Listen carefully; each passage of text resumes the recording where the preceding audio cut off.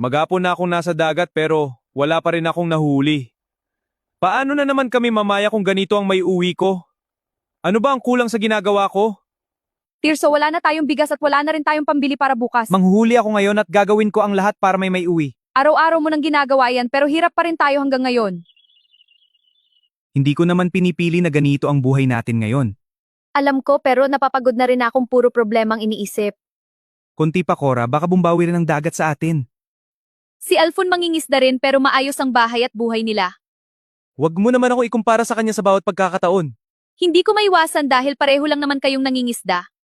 Kailangan may maiuwi akong isda ngayon para may makain kami mamaya. Ayoko makita si Cora na nag-aalala dahil wala na naman akong daala. Sana marami naman ang mahuli ko sa araw na ito.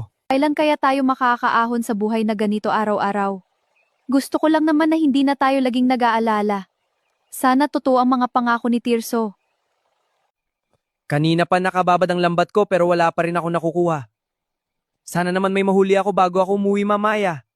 Hindi pwedeng wala na naman akong dalang isda. Siya na naman ang mangingisdang lagi kong nakikita rito. Halos araw-araw siyang pumapalaot pero kulang pa rin ang nahuhuli niya. Nakakaawa naman siya. Ito lang ang nahuli ko mula kaninang umaga. Hindi na naman ito sasapat para sa amin. Ano na lang sasabihin ko kay Cora? Kanina ko pa siya pinapanood pero wala pa rin siyang nahuhuli. Kaya siguro lagi siyang umuuwi na kulang ang dala niya. Nakakaawa naman siya.